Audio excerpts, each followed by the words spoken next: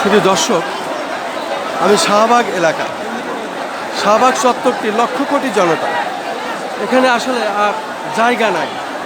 এরপরও এই শাহবাগকে ঘিরে অনেক ইতিহাস। আমি দেখতে পাচ্ছি মানুষের ঢল, মানুষের বন্যা।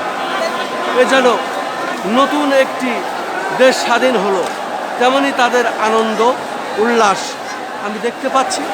যেখানে যাচ্ছি, যেদিকে তাকাচ্ছি, সেদিকেই লক্ষ লক্ষ জনতা আসছে। রাজধানী ঢাকা আজকে লক্ষ কোটি জনতা নেমে এসেছে। এ আনন্দে উল্লাস আসলে মানুষের বলার মতো অবকাশ নাই।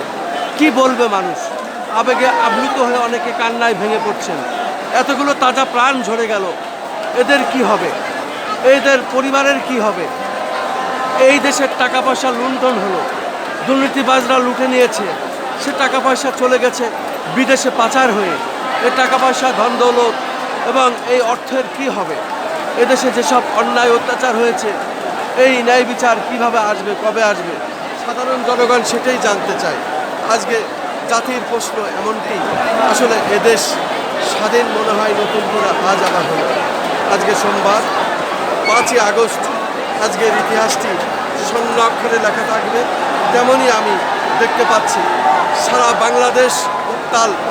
আজকে সারা দেশের মানুষ সবাই আনন্দে উল্লাসে ফেপে উঠেছেন এবং আমি শাহবাগ চত্বরটি দেখতে পাচ্ছি লক্ষ কোটি জনতা।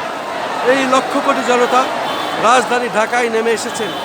এ আসলে নতুন একটি দিগন্তের সূচনা করল তারা।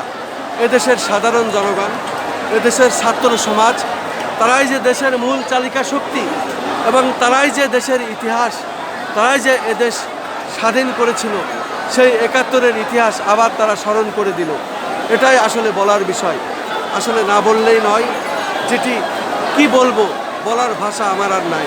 আমি যেদিকে তাকাই সেদিকেই শুধু মানুষ আর মানুষ। মানুষের কোনো তিলঠাই নাই, মানুষের পা রাখার জায়গা নাই।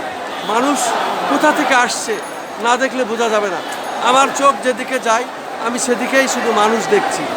লক্ষ লক্ষ মানুষ, কোটি কোটি মানুষ। এখন রাজধানী ঢাকায় কোটি মানুষের লক্ষ কোটি মানুষের ভিড় নেমে এসেছে, এসেই যাচ্ছে। এই শাহবাগ এলাকাতে আমি দীর্ঘদিন ধরেই এই আন্দোলন সংগ্রামের সমস্ত প্রচার করে যাচ্ছিলাম এবং আজও আনন্দ উল্লাসের দিন আমাকে আসতে হয়েছে। সেটাই আমি দেখিয়ে যাচ্ছি। আসলে বলার কোনো ভাষা আমার আর নাই।